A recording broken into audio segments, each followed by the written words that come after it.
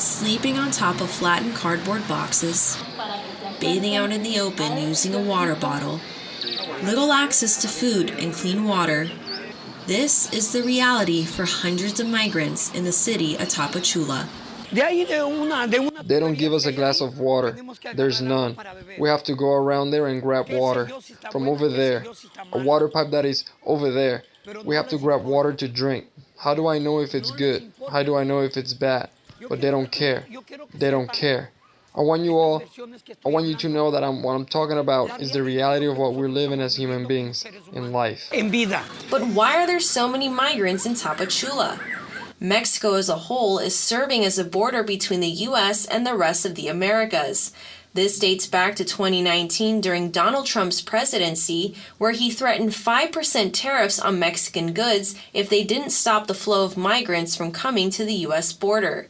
This led to Mexico's president, Andrés Manuel López Obrador, to militarize the border between Mexico and Guatemala and ultimately keep migrants from traveling past Tapachula.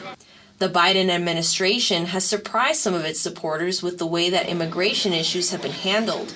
This includes Vice President Kamala Harris's visit to Guatemala in June of 2021 to deliver a speech that shocked progressives in the U.S. And I want to emphasize that the goal of our work is to help Guatemalans find hope at home. At the same time, I want to be clear to folks in this region who are thinking about making that dangerous trek to the United States-Mexico border. Do not come. Do not come. Because of the large amount of migrants in Tapachula, many are staying in an area called Parque Bicentenario. Tents, blankets, and personal belongings are strewn throughout the park. In the early hours, migrants can be seen sleeping on the hard concrete floors, grassy areas, and benches. Accessing restrooms to start the day can be difficult for the migrants at the park. The biological needs that a human being has, it doesn't exist here. There's none here. If you don't have money, you cannot bathe. You cannot sit on a toilet. You don't have any right. You have a stomach ache, I don't know what you're going to do. This is what's happening here. Eso es lo que está pasando aquí.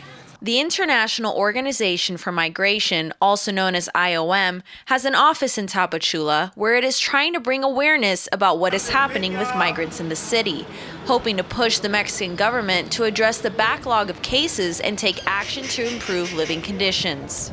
The IOM promotes organized, safe immigration in humane conditions, and it is something we're working on at international level, at Mexico level. Specifically here in the Tapachula office. There are migrants that have found other living accommodations. Kenia Michelin Castillo is staying in a dwelling that has been renovated to have multiple rooms for migrants so that landowners can make a profit off of them paying rent.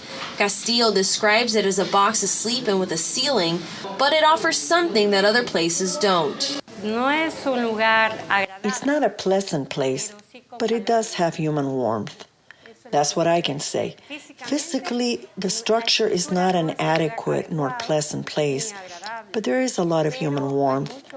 There are people saying good morning every day, and they make you feel that this is going to pass soon and that we're soon going to leave this place. One might think that a government facility would be a safe place for people compared to staying on the streets, but there are migrants who claim that this is not the case. Many migrants who I've spoken to in the city of Tapachula say that they are living in poor conditions. I'm here at Siglo 21, an immigration facility where migrants are being held. Some people who have been detained here say that the facility lacked access to food and other basic necessities. There are a handful of people here today who are waiting for their family and friends to be released. No tengo buenos recuerdos de ese lugar. Porque I don't have good memories of that place because I saw the clear violation of the human rights that they can do with each person in all Latin America. En todo Latinoamérica. Castillo spent approximately 40 days in Siglo 21. During her time there, she claims to have observed and experienced mistreatment.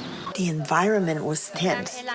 It was tense because there was a lot of stress. It was very crowded. We were already sleeping in where we ate. When migrants leave Siglo 21, many find themselves with nowhere to go. They resort to staying at parks, in living situations similar to Castillo, or in shelters. One of those shelters is Albergue Jesus el Buen Pastor. Migrants who are living in this shelter help with a number of things in exchange for safe refuge. However, the issue remains that there aren't enough resources for the amount of migrants that are residing in the city of Tapachula. This has left many feeling jaded with the system that is keeping them trapped here. ¿A dónde está el ser humano? Todo es corrupción. Yo vengo de un país. Where is the human being? Everything is corruption? I come from a country. Full of corruption. And where am I?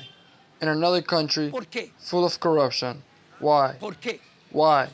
We come tired from another country full of corruption. And we fall where? Why is this happening here? They don't let us move forward. ¿Por qué está pasando esto aquí? No nos dejan avanzar. In Tapachula, Geraldine Torrellas, Cronkite News. Yes.